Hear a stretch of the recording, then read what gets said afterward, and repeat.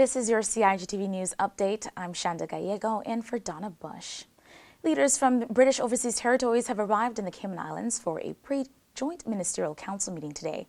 On Tuesday evening, they were joined by high-ranking Cayman Islands government officials at a reception held in their honor. Premier the Honourable Alda McLaughlin welcomed them to our shores.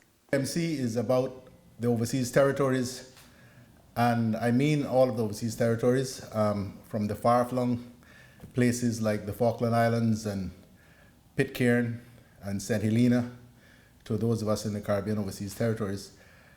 There are 13 overseas territories remaining as part of the British Empire. We get together to work on the agenda that we would like to see pursued when we meet with the UK government in London at the end of the year. I'm grateful that you have come. We hope that you are being accorded every hospitality. If there are any complaints, please direct them to the Cabinet Secretary. He resolves all problems. But again, thank you all for coming. I give you the warmest Caymanian welcome. I'm sorry about the weather. One of my friends there, I believe it was Suki, said to me that she didn't think Cayman, it rained in Cayman like this. Sometimes it rains for a whole week this time of the year. And we are not promised very good weather, but nonetheless, we will persevere, and I'm sure that our meetings will be productive, and we will do everything we possibly can to ensure that those of you who are visiting enjoy yourselves. If there's anything that you need, please let us know. We are delighted to have you, and again, a warm Caymankind welcome. The leaders will meet later this year in London for the annual joint ministerial meeting. On Wednesday morning, the very same leaders heard from the United Kingdom Overseas Territories Association chair from St. Helena, which was followed by discussions and agreement on the agenda and topics to be discussed later this year. Topics on Wednesday included banking in small jurisdictions, the Oceans Policy Update, and the follow-up to this week's trade summit being held here in the Cayman Islands. During the afternoon session, discussions surrounded current issues such as frozen pensions and Brexit. Once all of the topics were reviewed at the end of the meeting and approved, a letter was signed by Lord Ahmad of the Foreign and Commonwealth Office.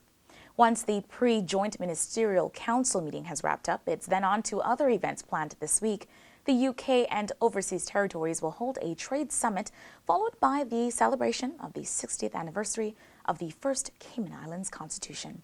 Marzita Bodin, Deputy Chair for the Celebrate Cayman team, explains more. Constitution Weekend coming up is an opportunity for us to celebrate that milestone. So on Saturday, the 29th of June, that morning, the Honourable Premier is hosting a cultural breakfast. That'll be attended by heads of government from British Overseas Territories, representatives from Jamaica, from the United Kingdom, representatives of the family of the 1959 Legislative Assembly of Justices and Vestry that enacted the Constitution, special guests, and more. We'll be celebrating our relationships and partnerships with Jamaica and the United Kingdom, and of course, celebrating our Constitution as well. The proceedings will be carried live on Radio Cayman, 89.9 FM from 7:30 a.m. to 10 o'clock a.m. Now that evening, Saturday, 29th of June, starting at 6 p.m., we have an international all-star charity football match. We have players from all around the Caribbean, of course here in the Cayman Islands, around the world, and they're coming together, of course, in a spirit of partnership and unity, celebrating through sport, to be a part of this milestone with us. It is free for all to attend. The gates open at 3 o'clock p.m. Again, that's the Truman Bodden Sports Complex. And during the halftime, there will be a donation collection to support the Hope for Today Foundation. So everyone's invited to come out to the Truman Bodden Sports Complex for a free international all-star charity football match. Gates open at 3 p.m. Kickoff is at 6 p.m. Of course, we ask everyone to ensure that they bring no glass bottles with them, and large bags are also not permitted. On Sunday morning, we will celebrate as a community as we reflect and give thanks for the journey we've been on for the last 60 years with a church service at Emsley Memorial Church in downtown Georgetown. This service starts at 10:30 a.m. and everyone's asked to be seated by 10 o'clock a.m. And then on Monday morning, the public holiday observed, at the Town Hall in Georgetown will be a special commemorative ceremony to celebrate the historical significance of that building to the Constitution as well as the Cayman Islands. The 1959 Legislative Assembly of Justices and Vestry, they enacted our first Constitution in that building. So it's very significant for this anniversary, but of course to the Cayman Islands. So everyone's invited to come out. It begins at 9 a.m. There'll be a short 1-hour ceremony, and then there's a nice traditional breakfast for everyone to enjoy. It'll all be over by 11 a.m., and then we can go home with our family and friends to enjoy the rest of the public holiday. So a great fun-filled weekend for everyone there. If you happen to miss any of it, it all continues on Thursday, the 4th of July. On Radio Cayman, there will be a radio roundtable with constitutional experts, subject matter specialists, talking a bit about our journey when it comes to a constitution over the last few decades. Our original constitution, the genesis of that document, and then of course the evolution that we've had to our present day constitution.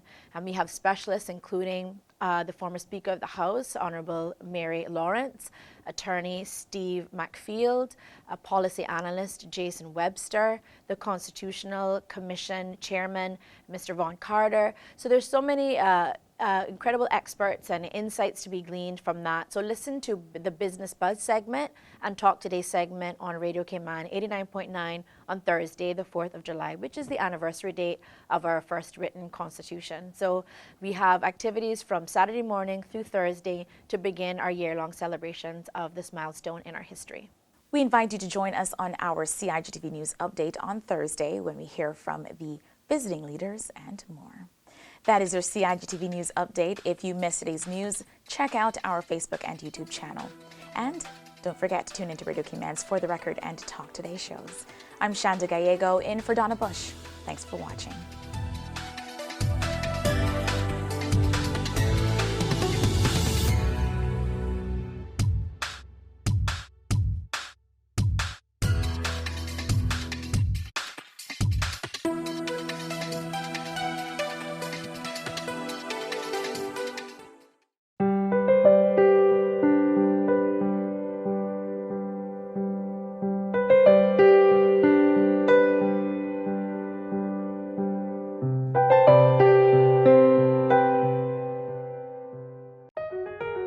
Did you know that planning permission is required for a shed? Did you know you should check with the department as a planning and permit application may be required?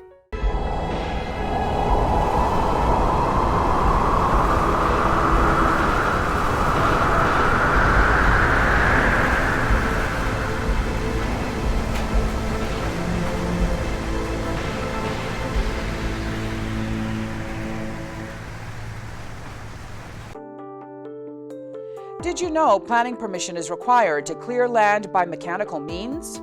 You should check with the department as a planning and permit application may be required. The Esterly-Tibbetts Highway 3-lane roundabout is ready for drivers. It's time to make sure you know how to use it. First, know which exit you need to take. Pay attention to lane arrows and signs. Make sure you use your signal to change lanes or exit the roundabout. To turn left, you always approach in the left-hand lane and indicate left. To drive straight ahead, you need to be looking out for signs and road markings indicating which lane to use. Get in one of the lanes marked with a straight-through arrow. If turning right, you must use the right-hand lane and indicate accordingly. To use the roundabout safely, remember these 3 tips. Know your exit, pick your lane, and signal to make your turn.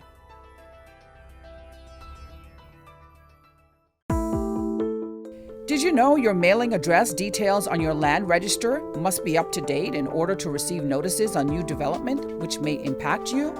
Visit Lands and Survey Department to check your mailing address is correct.